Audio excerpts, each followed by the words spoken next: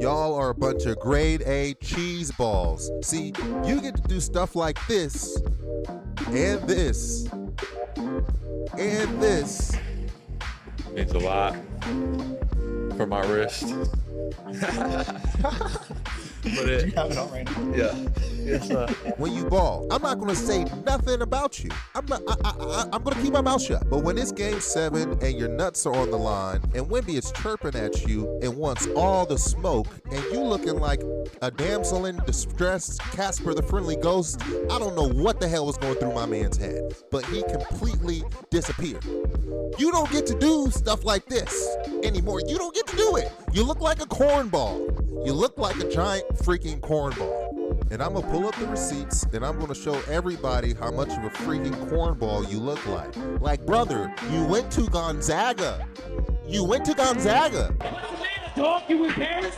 This guy's a gangster. His real name is Clarence. And Clarence lives at home with both parents. And Clarence's parents have a real good marriage. I mean, Chet, you just can't act hard when you like the taste of Wimby's nuts in your mouth. I'm sorry, but let's get into the action.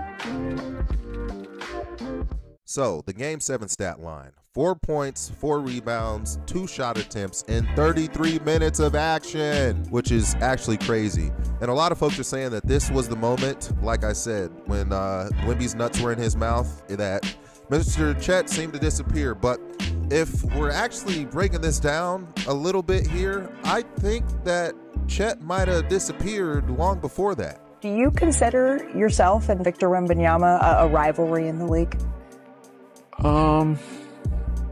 Have you all ever actually spoken?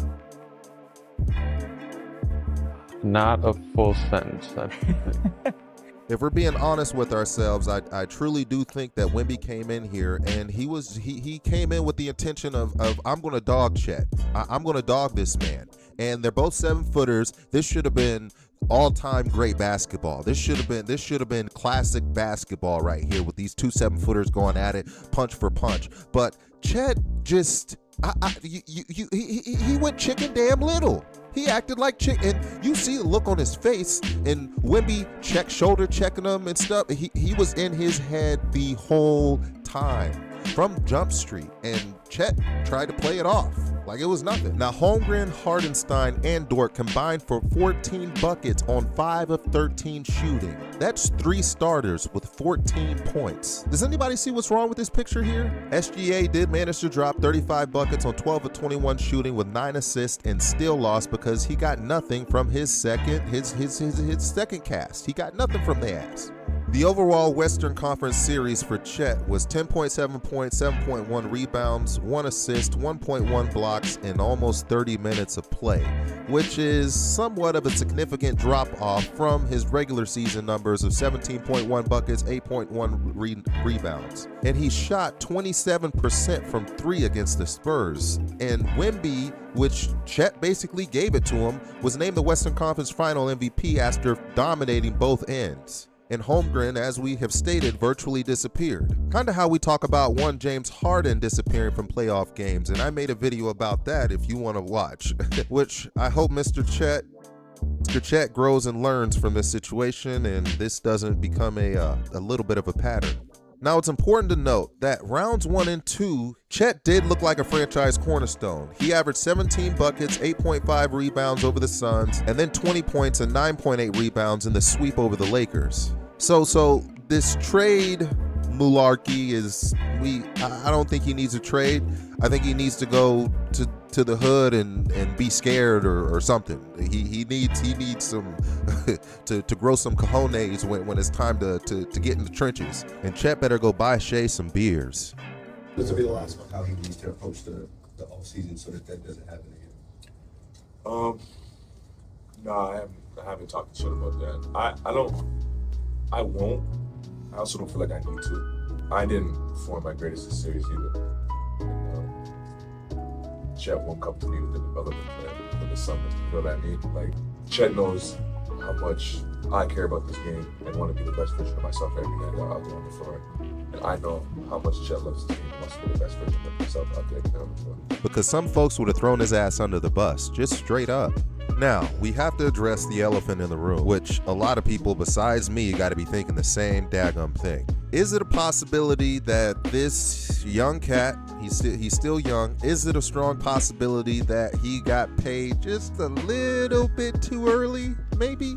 He hasn't improved over the last year, and honestly, not many NBA players would have in his position. He just came off the chip and landed a giant contract. This, the last season of his rookie deal, he's making $13.7 million. And last July, he signed a 5-year, $239 million extension, which could reach 250 M&Ms with escalators, keeping him with OKC through 2031. His bread's going to jump approximately $41 million from 2026 to 2027, the first year of that extension. Now, to break this down even further, he made $13.7 million this season. That's roughly $415,000 per game. And then a game 7 where he took 2 shots and scored 4 points. That's $3.4 million per shot attempt. You do the math on that. Now, the Thunder had it easy the first 2 rounds, but there isn't an organization on the face of this planet that pays athletes that type of money to fold like a piece of paper under the elite competition. We pay you to step up to the elite level. Duh. The fact that OKC stopped playing Holmgren against Wimby and switched to Isaiah Hartenstein, a backup center, by game 2 is sort of ridiculous. Once again, I'm going to reiterate it one more time, but that's Holmgren's matchup. That's why they paid him the money. That's why they paid him the money.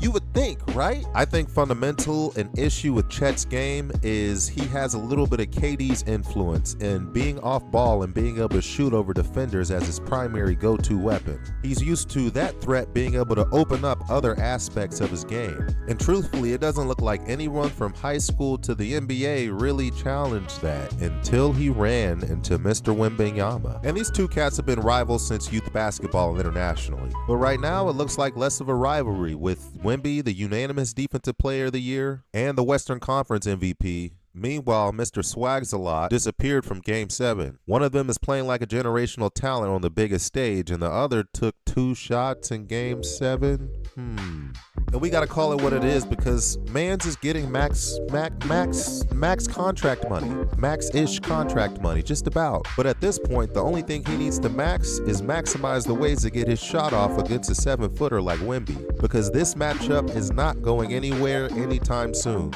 And I believe they lost 3 times to these guys earlier this season, so it's important to note that Jalen Williams was hurt during this series. But when Chet's talking about Let's try to win the basketball game. Us as a collective, the Thunder team, trying to win the basketball game. The collective didn't get $250 million, just saying. But do I think he's a bust? No. He's actually something more dangerous. He's a player who looks like a franchise cornerstone for 7 months out of the year, and then when the playoffs arrives, you find out what he actually is. And that's potentially something that the OKC Thunder might not like. OKC just committed $239 million through 2031 based on 7 months, and the other 2 months just showed you the truth. But hey, go check out my Harden video. But that's just about all I got, guys. You should already know what the deal is. Run on your toes, keep your mouth closed, lock your doors, and hide your hoes, and most importantly, live to fight another day.